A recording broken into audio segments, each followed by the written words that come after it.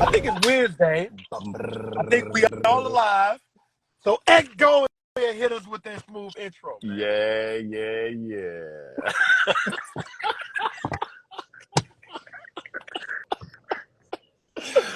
All right, y'all. Keep sweating. All right, we are here with the Unsaid yet another week. The 4-gallon gentleman, brilliantly woke, unapologetically black, proudly men. And we are here to talk about a very important topic that I think doesn't get enough attention. The conversation of what is economic justice, economic empowerment, financial empowerment, all of these types of things, but for Black folks. I want to start this premise off, this idea off with a premise. So imagine that we are on let's go back to one of the most violent and challenging times in African-American history, which is the time of enslavement, chattel enslavement. And imagine the idea of freedom and consider for yourself for a moment what freedom really means. Does freedom mean that you are free from the plantation, or does freedom mean that you have the ability to do what you want, including own the plantation?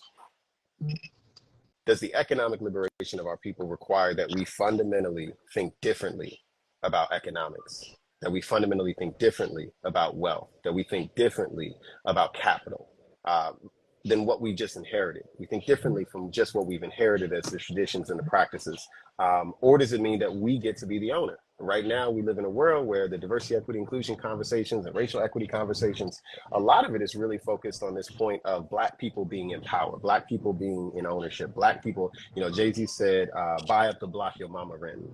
And I kindly insert the conversation around, so what do you think the indigenous think about that? While their treaties are still not being considered by the US government, and Black folks just want to keep working, selling real estate. Is it real estate? Is it property? Or is it land? And where do we sit in the conversation of how we get free? That is not simply the tactics and the practices that we were taught when we were in bondage.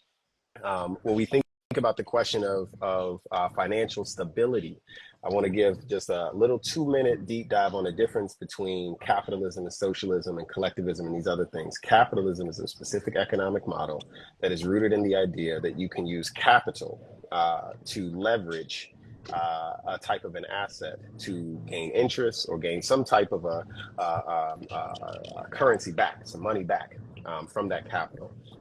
That is seen as capital is seen as a proxy for money. So just like we have currency and we're not bartering, like I'm not trading a pair of iPods for 2 chocolates, right? Because we don't have a barter system. These 2 chocolates came in a bag and the bag cost $4.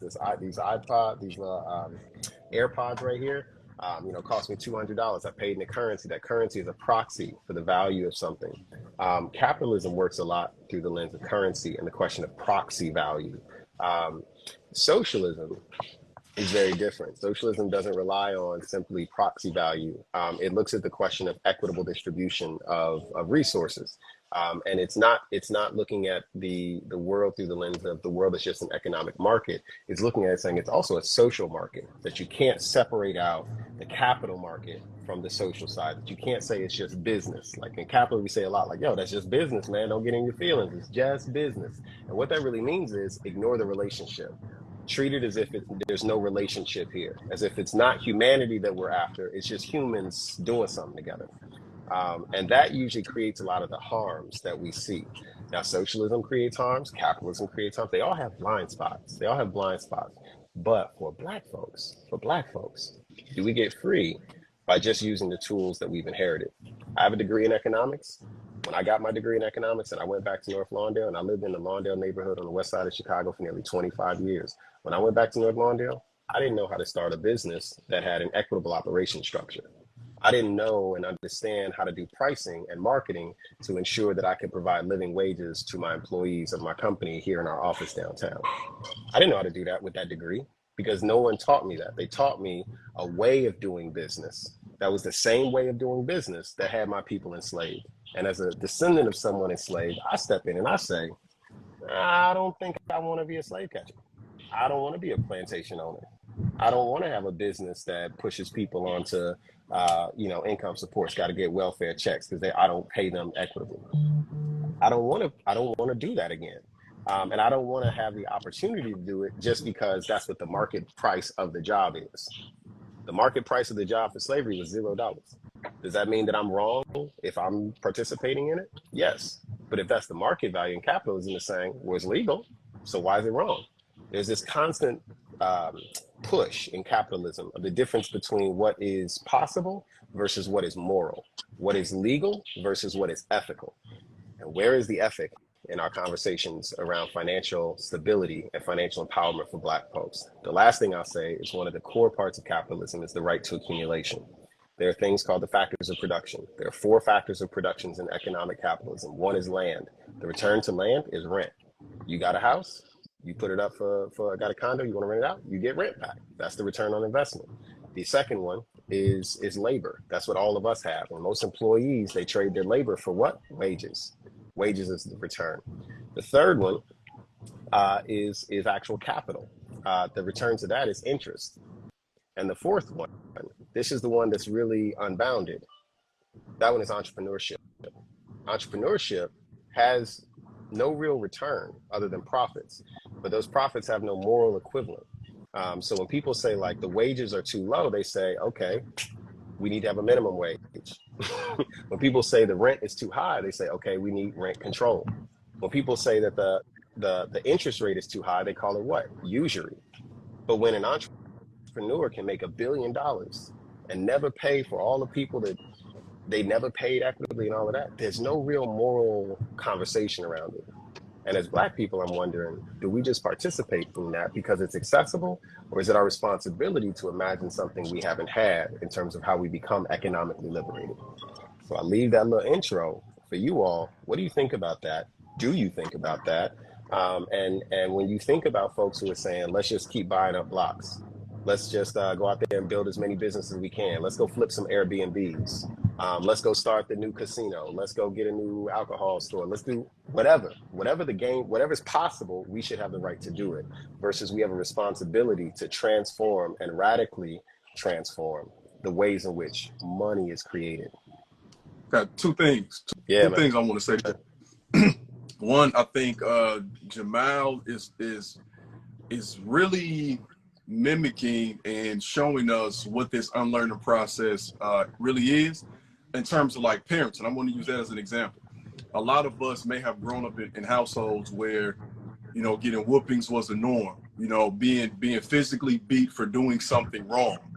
And a lot of us didn't realize, or maybe we still don't, that a lot of that comes from the period of enslavement. That's that trauma. That's a defensive mechanism, you know? And I say that because as he's introducing, these concepts of mindfulness. Some people say gentle parenting, or, you know, treating your kids like human beings. Some people are pushing back, like, what are you talking about? That don't make sense. And a lot of us don't realize that we say it doesn't make sense because that's the only thing we've ever seen, the only thing we've ever experienced. It doesn't mean that it's right. You know what I'm saying? It doesn't mean that we are intentionally being wrong. It just means that that's all that we've seen as a form of parenting in this country. And I say that because in terms of capitalism, you know, I'm listening to some, I have my I have my playlist on, but then I went back to the radio when I got back in the car, and I'm listening to a song, and the guy saying money over everything, money in my mind. Like we grew up with that type of hip hop. I mean, that's cream, cash rules everything around me. Hip hop, right? Like money over everything, money over bees, money over this, over that. And we think that in order for us to get freedom, then we have to replicate the exact same thing, that which enslaved us, but it's unconscious, I think. You know, so I think that's why it's so very important to do that self-reflection, and also what you did by defining these terms, because the same way that racism is embedded in these aspects of our society, capitalism is too. They're right there staring at each other. And everything from our school system to our healthcare systems, right, have these components. Even our government ran school systems are preparing our kids for capitalism. You know what I'm saying? There's a reason why everybody and their mama on strike right now, but you don't really see it reported. Like the auto industry has record profits, billions of dollars more in their income for the bosses, but they still ain't trying to pay their people a living wage. You know what I'm saying? So we're living in another gilded age right now. Yeah. And before we know it, it seems as if we're retracing our steps and backtracking, because again, the ways in which we're being educated exactly mirror the same mechanisms of the past. Because like when we escaped chattel enslavement, we escaped the plantation, but the systems that created it never went through a type of evolution or revolution at all. And it's hard to take a look back at that system because the fish doesn't know it's wet. We've lived in this, we've grown up in this system where we don't make money to feed, we don't make food to feed people. We make food to make money. We don't make houses to house people. We make houses to make money. We provide health care not to make people healthy, but to make money. And when you are able to kind of zoom out of that and really look at the impact that the system had, the only reason that you would want to perpetuate it consciously is not because you want equity, but because you want to take control of that system. So I think a question that we always have to be asking ourselves is, do we want equity in our society, or do we want, and if you want a rule, and I think capitalism is going to be the mechanism that allows you to do that, because there's always going to be a ruling class within that, and it's just a matter of getting control of that. If you want equity, it has to be fundamental changes to the way we think about our economy and how goods and services are exchanged, because we are in a system right now where capital is more important than labor, where the accumulation of capital can have you control more and have more influence than your ability to do things that are important that keep our society going. So it's an intimidating topic for me because it's something I'm nowhere near having an answer to, but I'm looking at where we are as a society and seeing all the problems that come up from our reliance on capital and determining worth, not just net worth, but their worth as individuals. And I know that needs to change. What does it need to change to is another question for me, because there are winners in every system and every power structure within every single system that needs to be figured out. But I know that where we are right now is not what's best for us. I want to perpetuate. Let me, Dion, before you hop in, and I know you just came from the Just for Men conference, and you got the Dax Wave. I know you going to the modeling shoot for the Murray's hair pomade company, because I see you got the crispy lining. But I'm hearing you got a lot of. It's like you want to. I feel like you at the Jackson stop or something, because I hear a lot of background noise. Yeah, that's the gravel that we're driving over. I'm sorry. Oh, okay. All right. Yeah. So, but real quick, I'll after I say something, I'll mute it. But I think that Jamal and Ernest hit it on the head. Jamal, when you're talking about the capitalism being the vehicle, I think it's important to understand right now that we're still reacting to the market until we can accumulate enough to make a move strategically. But I think that when we're talking about this, how we're educated, how we educate and how we learn is important, because when we're talking about the role that we play, even X, you hinted at it where you said I wasn't taught how to start a company, right? And so, I look at how I built my organization, and I built it using capitalism as the vehicle with remnants or like little spurts of socialism involved, but things that'll hold me accountable to getting it right. So creating the jobs to make sure that we pay people, which is like X, what you talked about, Jamal and Ernest, when you talked about education. And so I think right now we have to make sure that when we're talking about the average knowledge base, you just starting out, X, with making sure all of us have the same level of understanding of what each thing is. And then Ernest talking about, okay, well, let's look at how Jamal is unteaching and unlearning in this area. So I think when we talk about the role that we play, education and the receiving and giving of information, it's gonna be the thing that is the ultimate vehicle, because you ultimately have to make a move and you have to have that vehicle to get you to the next step of the plan and to deploy strategy. And you want to make sure that the people that you're trying to save and the people that you're trying to liberate are also active partners in whatever you're trying to do. And so for me, I would just say that capitalism will be the vehicle now, because I think reactively we do have to build some type of asset. But if we don't build something either simultaneously or at a secondary level while we're doing that to hold us accountable to the people that we're trying to help and to the systems that we're trying to break down, then we'll look up and then we'll just accumulate like we see people doing, where they're just playing the same role or the same part in this big old system.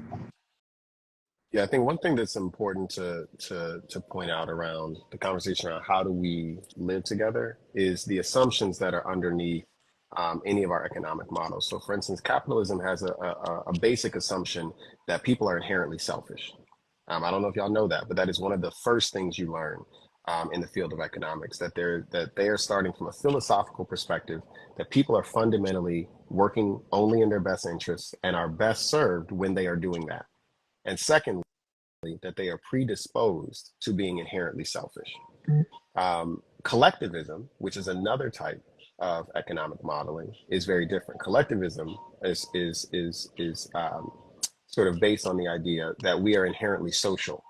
Not only inherently social as individuals, we are necessarily social as it relates to the longevity of our species. Like, we need to be social. Like, when you look at some animal groups and they herd, and some of them just fly solo, right? Collectivism says that humans as biological creatures are predisposed and also need to remain in contact with one another. And because we're remaining in contact with one another, we have to have certain respect, rights, dignities, etc., that are ascribed to one another, that we don't suspend like capitalism does. We don't suspend the reality of our relationships just because we're transacting economically. Capitalism does not have a moral lens. It in fact has what's called a moral objective lens. There's a field of philosophy called moral objectivism that assumes that there is no such thing as morality, that what's good for the spider may not be good for the fly. And so goodness is subjective. And then we base our entire economic model on that, saying, so how then can we make sure that everyone gets to remain independent? Everyone gets to remain objective as they transact, as if they're not actually people living lives, they are labor units giving their value of their labor and getting back wages, which has nothing to do with their personhood. It doesn't have to do with the fact that you're black. It doesn't have to do with the fact that you're white. You're getting wages, and wages are just wages. Capital is just capital. It doesn't matter that you're a black woman, and black women only get 0.06% of all global funding for venture capital projects. It's not because they're black, it's because they're not qualified. Capitalism doesn't have a lens to see any of that. We assume that it has a lens, and the corrective measure that we put on that is actually our government function. And that's where we look at the reality that we have a republic in the United States. And second to our republic, we have what we think is a democracy. We actually have increasingly what's called an oligarchy, where businesses run the government. An oligarchy has a fundamentally different economic model and also a different social model that is required to sustain it. In order to have this, I know I'm looking at Sunny Day Jones. She's like, jump in the philosophical bag, X. And I'm not trying to do a lesson on market theory. But I am saying that, let me get to the point. When we don't respect the complexity of the creative injustices, to use a quote from Martin Luther King when he came north, and he said, the creative injustices of the North are different from the vitriolic injustices of the South. The creative injustice is the fact that there is such a creativity to the ways in which our economic disenfranchisement happens that you won't even know it's happening to you. You would have to go to school for this. You would have to study for this. You would have to be beyond just curious to get to the bottom of this rabbit hole. This is a creative thing that takes generations to create, to make it look this invisible. And James Baldwin said it is the innocence which constitutes the crime, that all of these problems can happen, these economic disenfranchisements, the racial terror, the gender terror, all of these types of things happen. And the people who are pushing it are seen as innocent and are protected when they're even uncomfortable thinking about it, that is a crime. This is why I'm saying, like, I'm coming here spouting off all this stuff right here. But the reality is that Black people, at the core of this question of what is our methodology for economic liberation is the question of, do we want people to be as safe as we have never been? Or do we want to be the ones who hold the whip? And if you start from that premise, not of what business do I want to have, not from how much money do I want to make, not from how much food my kids need to eat. And I know those are hard things to suppress for a moment, but take on a moral and an ethical lens and say, do I want to be the perpetrator or do I want to be the victim? And then reject that entire premise, because that premise is rooted in an assumption of everybody's either a mark or everybody's either the one throwing the whip. And then step back and say, I think there's something better than that. I think there's something better than that. That's what created this enslavement that our people had to escape from. If Harriet went back, not to free more slaves, but to see if she could get a land deed, would she be Harriet Tubman? She might be Beyonce. Yeah. But check this out too. I'm not sure if a lot of people know about this brother named Anthony Johnson. He's often called, erroneously though, the first slave owner. Anthony Johnson was an Angolan man who was, so when the colonial period with the English, like they had indentured servitude first, right, in the early 1600s. So when we say the 1619 thing and all of that, like we were forced here, but there were indentured servants, right? Meaning that you would be forced to do your labor for a certain period of time, that you gain freedom of whatever it's worth. Anthony Johnson was somebody who was an African man who gained that, freedom for what it's worth.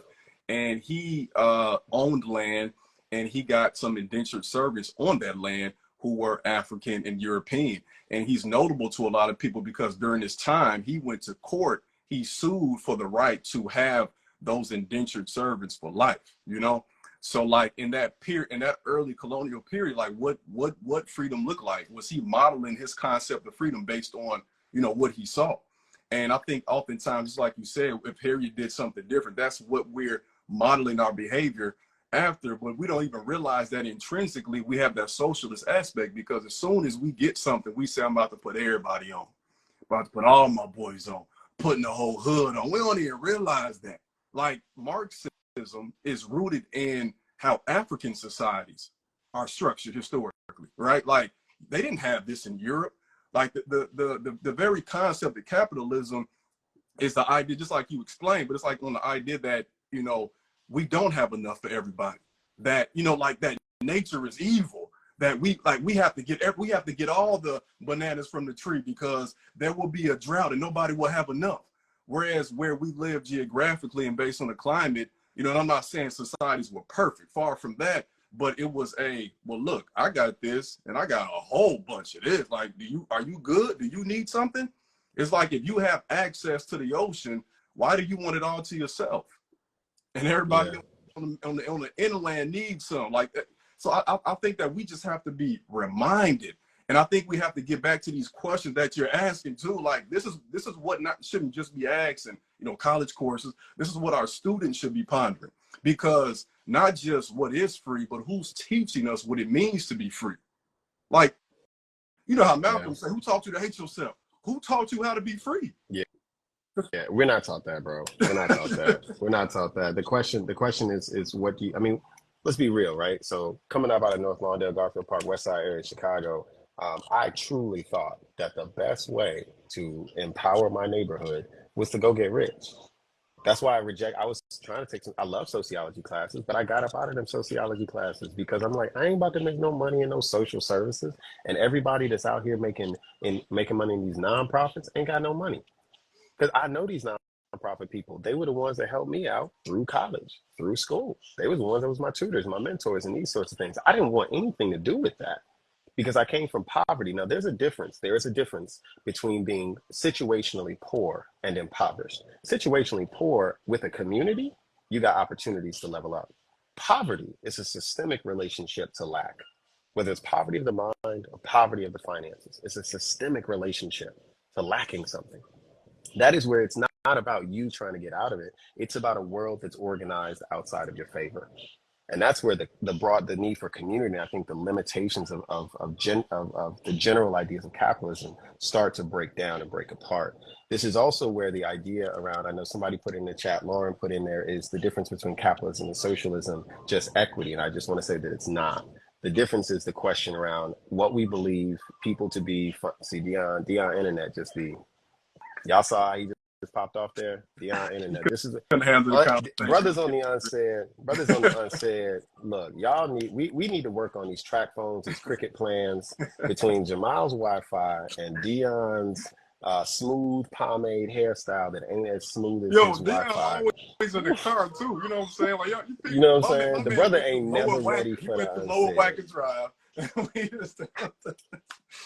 the white lady giving us directions on GPS ain't able to keep the connection, how can Dion?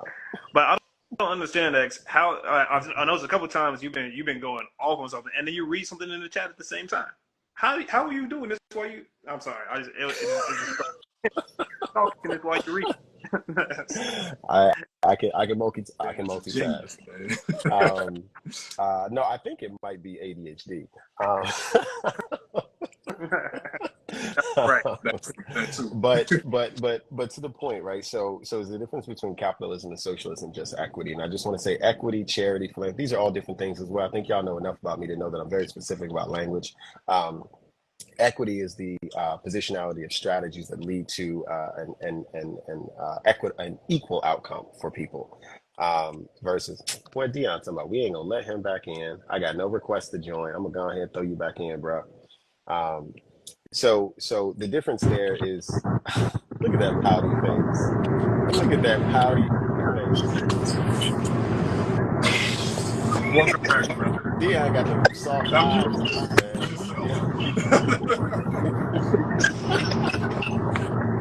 Hey, brother, it's good to have you back. I just need you on mute. No, I'm not pressing it. Kick me out. I don't even give a shit no more. Every time I got problems with my Wi-Fi, damn it. Hey, you need to stop taking these unsaids from the car. I was 2 minutes late and Jamal damn near knocked me out. I'm not saying nothing. Okay? Y'all just keep on going with y'all little conversation. You read my text in a different tone than I send He them. really, this is the Key and Peele thing. Let me wrap this good because I am interested in what you think about this. And Jamal, I'm also very interested in what you think about this, right? So, like I was saying, right, you come from the hood. You don't think that not making money is the way. You think that making money is the way. That idea, I want to add another word into this conversation, is the basis of what we call neoliberalism. Neoliberalism is the idea that every social condition can be fixed with a market opportunity or project. So this is why philanthropy exists. Philanthropy exists, and philanthropy and charity are different. Charity is great. Charity is the desire to give and help those who are unfortunate. But there's a difference between tragedy and someone who's experiencing unfortunate circumstances versus someone who is in poverty, which is not an issue of fortune. Poverty is an issue of societal design. Right. And so when we're talking about philanthropy trying to combat poverty, philanthropy is where you have a capital model that allows people to accumulate so much money that one philanthropic family foundation can support 200 lives in a neighborhood. Now, the question you have to ask yourself is, what type of business were you doing and what type of economic model were we living in that you could accumulate over time what 200 people could not accumulate in their lifetimes? Is it because you're smarter? Is it because you were better? What was it? Or was there a system that was created that does favor a certain type of thinking, which is go out there and get it? Somebody's a mark, somebody's not. Is it the reality that we assume that we should be working so that we can give back rather than working so that we don't take first? Sustainability is not about being able to give back one day. That's not sustainable. Like you run Jay-Z got he had Rockaware, he had the music, all it's, he wasn't thinking about where the plastic came from to press the CDs and whether that plastic was actually sold at a fair rate to the countries that it came from. I mean, when he was Rockaware, I mean, did we care that whether the people were paid equitably for the money, for the shirts that they made? These are the types of questions we have to ask ourselves, right? And so when he gets to $1 billion, is that an equitable billion, or is that just a billion? Did we just want to see Black folks holding the whip, or did we want to actually see Black people who had a clean path to their financial future? I think we both know that there's no such thing as an equitable billion. You don't get to $1 billion without exploiting people. You don't get to $1 billion on the back of your own labor. Philanthropy really opened my eyes to the extent to which people can be exploited in the pursuit of financial. We research everybody who's sending us $1, and we have a list of reasons why we would not accept money from folks. Also understanding that there's not going to be a clean dollar that's coming to us, but we also have to have our red lines and say we're not going to cross this line right here. When you mentioned that one family that can support 200 families in the community, I think going a step beyond that, there's one family that can support 200 families in the community without sacrificing anything about their quality of life. They can support 200 families in the community and not even recognize it. They can write a check that will cover our budget, and it's not even an accounting error within their system in terms of it's a drop in a bucket for them. So there can be a lot of conflicting feelings about continually dealing within philanthropy, trying to find the right philanthropists who are not just interested in their self-preservation and the preservation of their funds. I talked to a family foundation that said they don't want to give too much because they want future generations to have the joy of giving too. For what? So right then, we're not giving so that we can do good in society with this money that's come to us. We're giving so that we can feel good. And we're going to do whatever it takes so that more people along our bloodline can feel good about giving. The setup of it is exploited from the start. So there are a lot of conversations that we have with philanthropists. There are some philanthropists we decided we're not going to work with, but there's no getting away from that conflicted feeling of where did this dollar come from, why is it coming to us, and what do they want out of it. At the same time, I can't go without saying, like, there are a lot of people who are working in philanthropy who are recognizing that they need to shift the way that they are giving. They need to give at a rate that's going to get the money out into the communities that need it. They need to give based on the recommendations and demands of the community, and not just what they want to do. It's a long way to go. But no shortage of conflicted feelings. Yeah, and I will say there's a difference between like the philanthropists and the people working at foundations. Like our office is in a co-working space with the largest number of philanthropic foundations in Chicago, and they're all co-located in this building. And we are in here with them. And the reality is that a lot of these foundations are currently, increasingly more and more, are led by people of color, particularly women of color. My question is always even with them is, what's the goal here? Is the goal to keep just giving out money? Or is the goal to change how money is made and to move into a system where we're not really just clapping for people who make a lot of money. We're clapping for people who can make a lot of money in a way that doesn't deprive others of theirs. Like, I'm not against millionaires. I think some people would think that I am a socialist, would be against millionaires. I'm not against millionaires. I'm against millionaires with blood money. I don't think that you can make $1 billion equitably, but I do think you can make $1 million equitably.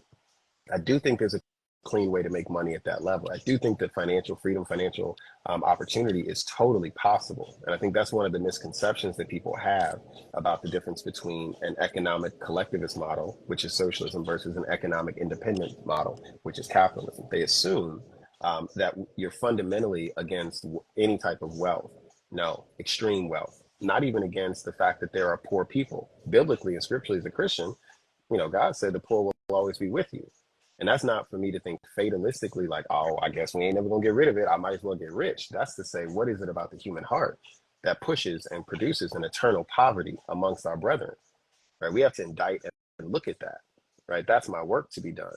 But the question of should there be people with good hearts and great ideas who are rewarded for that? I think so. I think so for sure, but not to the point where they're able to deprive the world, destroy the climate, build up billions, and then have their name on the front of a school in a neighborhood they would never live in.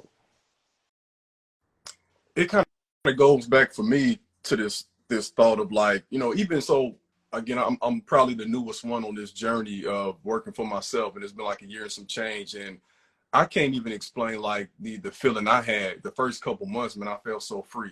And it wasn't because I was making $1 million or nothing like that. It was just like I was controlling most of my time for the first time in a long time, maybe ever. Like, when I really thought about it, and it just made me think, like, how much. I mean, and I have a big family, so I do have bills and everything. But it's like, it made me think, how much more free could I feel? Like, I've traveled several times this year, not had to worry about it. You know what I'm saying? Like, never did first class. I'm sure that's nice, but like, I don't need it. Like, I don't feel incomplete that I haven't had it. And going to the more like, this calendar year, and you see everything that's going on with the hottest year ever, climate change is ravaging people. Prayers to Morocco, like prayers everywhere, damn near, really. You know what I'm saying? Everybody's struggling with this issue. The south suburbs of Chicago was flooded over the weekend. Like, what's going on, right? Like, my thought was, what is $1 billion worth when the earth is burning up? Yeah. Like, how is that going to protect you? Like, eventually, and I feel like we should have already had this eventually, but we have to really grapple with the damage. Like, again, not just a accumulation of money, but it's like you said, it's the way. I don't even think we as Black folks, Afro descendants, can truly grapple with what it means to be free until we realize that we were the human capital. Yeah. We were the instrument for capitalism. Our bodies. Not the pen signing checks, not the remote, not the video game. You know what I'm saying? Us, not the cow, us. Yeah. Well, can I say something real quick? I'm trying to catch it while we're not moving, but I was trying to figure out why I was getting enraged when Jamal was talking. And it wasn't even what he was saying, but it's like, you know, me and Jamal talk a lot about philanthropy and what we're trying to do and behind the scenes. And it was because in order for me to be where I am now, even on this call with you guys, I've accepted that to a vast majority of this planet, I don't mean a goddamn thing. Like, my life is worthless. And it took me having to accept that to be able to move in this environment where we can build things of value. At every turn, you know what I mean? Even and you hit it right on the head, with like understanding that this, like, philanthropy wasn't meant for us to build assets with. Other people, yeah, not us. You know what I mean? And so when we talk about those conflicting feelings, I don't have any conflicting feelings at all. I know that this is a game and a situation where I'm racing against a clock to build as much as I can to ultimately help not only those that are in it with us right now, but also the next generation take what we built and build on top of that. And so like you know, I'm just sitting there and I'm like, okay, why am I getting upset or why am I feeling some type of way? But it's because I'm not conflicted. Like, I know that, you know, and that's why I make it my business to be around people that I care about or they care about me, because it's easy to be in situations that show me that something is not for me. And philanthropy and America and capitalism and the world and like it's everywhere. You know what I mean? It takes a certain willful ignorance to try to operate and to build and to see beauty. And I think that a lot of times when we talk about being free, I would love to think about that with my eyes closed, because if my eyes is open, when I think about what it means to be free, it will still be self-limiting. And I just want to say that, like, that's why when I think about my organization, when I think about my team, when I think about my family, when I think about what I think is possible for you gentlemen and everyone else in my life, I think about it with my eyes closed. Because if I do it while looking at myself being abused or being dismissed or being disrespected, it won't allow my mind and my heart to build something that's worth like working towards. So can we just pause right there real quick? Because you just said, I mean, that was, I felt that on a whole nother level, because a part of feeling free was not just the fact that I stopped working a full-time job, but it was like in the process of it, I was doing inner work. I still am, right? Like, I mean, and I'm a very spiritual person, you know what I'm saying? And I know y'all can connect on that level, but like, there's nothing like connecting with your that God, you know what I'm saying? That inner conversation, that inner thought. And honestly, I think all of us know, like, they're truly like the things that we are hoping for. We're trying to bring heaven to earth. We're trying to do our part. You know, we're trying to build. We're trying to put up, like, we see a vision of something that has maybe existed, but not in our lifetime. And we're tirelessly working. Our jobs, and I say jobs loosely, only exist because of the inequities of what came before us. You know what I'm saying? Yeah. Like that, bro. You said that was powerful. I gotta close my eyes to see that freedom. Because what are you envisioning when you close your eyes that allows you to be the chief dreamer? That is not allowing other people, and I don't want to say not allowing, but it's not leading to that connection that they need. I'll add to the eyes closed point. You know, one of the things that I focus on, I'm just, you know, saying this more transparently. When I think about the question of what is possible that is actually my fight? Like, what's my purpose? When I think about purpose, right, as a Black man, when I also think about the fact that hurt people who are hurting and people who are centering their pain, people who are centering their trauma, centering the threats that they feel that may be very real around them, can sometimes run 100 miles an hour in the wrong direction because they're just trying to escape pain rather than pursue purpose. I don't think at any point when we're experiencing pain, are we not also responsible for wisdom? And that's one of the challenges. Because you can say, for instance, if you look biblically, you say like the desert, right? Moses is sitting up there in the desert, bringing the Israelites out of Egypt, right? God gave him a staff. He said, let's walk. Pharaoh, let my people go. At the same time, they're in this desert, which is a place for transformation, not just of who they are as individuals, but their mindset, because you just came out of enslavement. You just came out of hundreds of years of not being able to fend for yourself, of not having truth, of not having your truth and your culture be protected. You just came out of all of that. And if you think for 1 second that you can go into a place of promise and not destroy that without revolutionarily changing your mind, you are too naive to inherit it. You will destroy the very blessing that is before you. And so the desert is not a place of sacrifice. The desert is a place of transformation.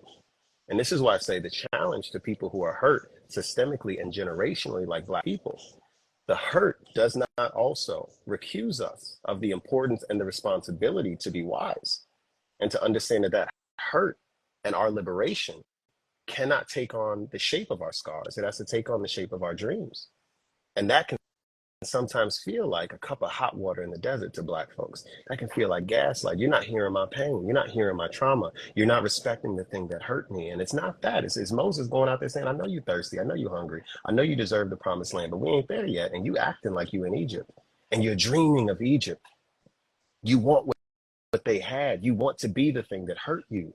And you can't go into a place as safe as where we need to go and not become the thing that we just escaped unless you transform. That is what it means to transform your mind. That is what revolutionary thought is all about. And so the economic system is secondary to that. The social system is secondary to that. That's why I started and I said that, y'all, these economics, they're based upon an assumption about how humans operate and what is natural about us. And so I'm just adding my little flavor onto that. Dion, you're just talking about the importance of closing your eyes to see what freedom feels like because of the distractions and how hard it is to block out the pain and the hurt and some of the solutions that aren't solutions. They're just a Black man holding the whip, and you want to be liberated and free. At the same time, I want to add as a thing that I practice is I often ask myself, what is wise about this moment? I don't want to fight a thing that can't change. If the poor will always be with us, I'm not going to fight poor people. I'm going to fight poverty. If the Bible says, if people for generations we've watched as the people who were liberated became the tyrants, if I know that that's something that's always possible, why would that not be something that I consistently look for as evidence in my own life? Am I becoming that? That's what I'm saying. Like, that's a little thing that I'm always thinking about. What is wise about this moment right now? I think this man. I just want to say this man said recuse. Which I can't remember the last time I used that word. Man, he said, we trying to escape our pain and not pursue our purpose. We need to wrap this up. Dude, listen. You gotta have some time to digest this stuff, man. Come on now. Dude, he literally said, and I just want to acknowledge that, like, I think he just y'all tripping, man. Y'all tripping. Dude, you just summed up like my existential crisis, which is I've turned off the hurt and I need to cut it back on because I'm not existing in both and I should be. And like, dog, what? And just because you're about to have me throw something at the screen, man. Hey, get back on the message, y'all. But just because you've gone numb doesn't mean that you're not doing damage, right? Just because I can freeze my knee and not feel the pain, it doesn't mean I'm not tearing up those ligaments. Just because I've gone numb to the hurt doesn't mean it's not damaging me further. So you got to turn that hurt back on, as counterintuitive as it sounds. I think that was it. I don't know. Professor X done did it again, boy. He chose the topic. He knew what he was doing, bro. Man, listen, I think that's a good stopping point. I think that, unless you guys have anything else, anything else you all want to add?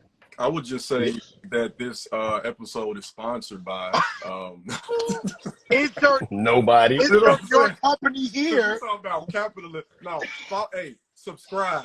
You know what I'm saying? Yeah, subscribe to the Unsaid Chicago. Listen, I know we're trying to wrap up, but we did not check in today. That's facts. Because we skipped to my smooth intro. Mm-hmm. That is true. So let's check in. Let's check in while we checking out. The check-in could be the checkout.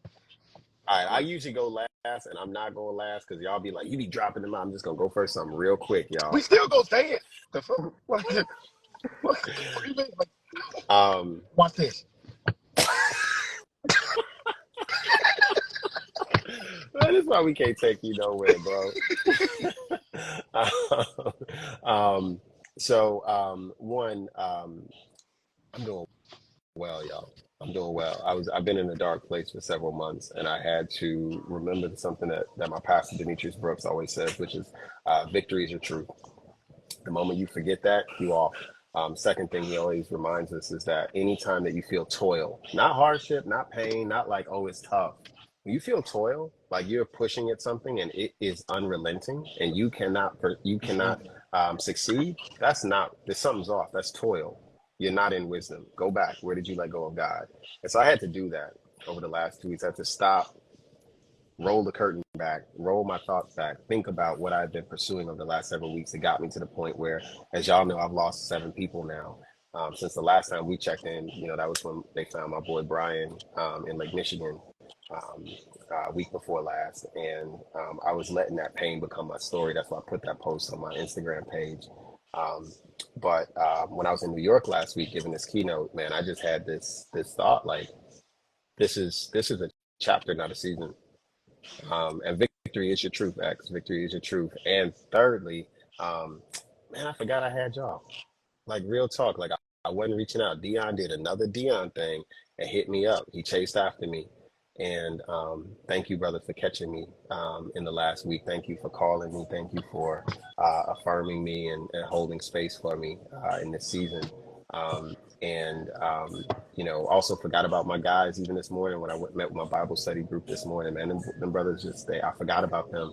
And I thought I was all alone and stuff in this world. I thought I was all, just a business leader, and I'm a toxic man, and I'm a, just a tyrant. And I was letting these labels become my truth, and none of that's the truth. So I'm feeling like myself again. Y'all gonna see this Leo roar pretty soon. That's good to hear. It's good to hear, X. We talk about the darkness that you were feeling. I think that's where I was at this point last year. Feeling like I was all on my own, I had to handle everything myself, feeling a lot of pressure from all different places and still dealing with loss, and in that sense of toil. And that led me all the way to a breakdown. Towards the end of October, and I'm just in a completely different place today. I've got a daughter, daughter's son. I've got my wife with me. Like, life is good at home. I think business is going well, and if it's not, I know we'll make it better. I've made friends. That's something I hadn't done in a while. So I'm feeling really optimistic, understanding that my mood won't always be amazing, but like where I am in terms of attitude and character now is in a completely different place than I was at this point last year. I'm really, really grateful for that. And I'm grateful for y'all and all the foolishness y'all bring, because it's as much you bring as much of that as you do enlightenment. So it's just, I'm feeling like things are continually moving up, and I'm really happy about that. Yeah, I'm gonna go ahead and go because I think Dion should go last. I'm not even trying. I think for real. Like, you know what I'm saying? I think you're gonna. No, it's because they goofy. That's why. No, I wasn't even trying to be funny. I'm just joking, bro. Because I know you're gonna throw out the whole. Make sure y'all subscribe. You know what I'm saying? Absolutely. You know what I mean? Like, right. Damn right. The Unsaid Chicago. You feel me? But nah, man. I feel like I'm in alignment. I think that's the best way to describe it. I feel like I'm in alignment, and I was having this thought too of just like. Speaking of capitalism, I feel like being willing to give your best away for free has done wonders for me, is what I was kind of reflecting on. And I don't mean like literally just like passing out something physically for free. I just mean like giving my all in opportunities to serve, and I'm reaping what I'm sowing. I'm seeing that. So I feel like I'm doing what I'm supposed to be doing. Some days are better than others, as we all can attest to. Yesterday wasn't all that great starting off for me, but you know what I'm saying? It's just like one of the things that has kept me grounded is, especially when I'm waiting on things sometimes, is to just keep my head down and keep moving. You know what I'm saying? Like working while I'm waiting, serving while I'm expecting something. Like, I can't even say enough for like what you three brothers have mentioned me too, and just in terms of like, again, Dion connecting, Jamal throwing out X name, and just, you know what I'm saying, being in this new space and needing that iron to sharpen my iron so that we can continue to grow together, man. But you know what I'm saying, life is life, man. I try to, I'm learning to take it one day at a time, one moment at a time. And being a parent too, sometimes the frustration seeps in. But I keep reminding myself, because I got a 10-year-old and a 1-year-old, and I'm saying, yo, before I know it, put the phone down and take in this moment, bro. Because before you know it, I can't even believe my parents are the age they are now. Like, you was just 30. You know what I'm saying? So I'm just grateful. I'm in alignment and blessed to be here with you brothers. Subscribe. That's amazing. Subscribe. Hey, we're gonna get Jay. That was like a tip your bartender.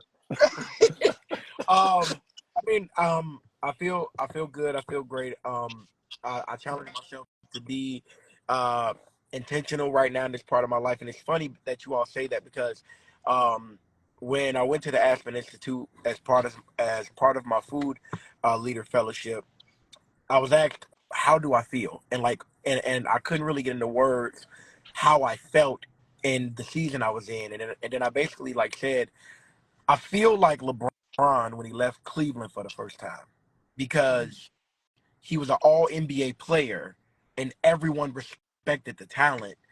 And now it was kind of time to connect things.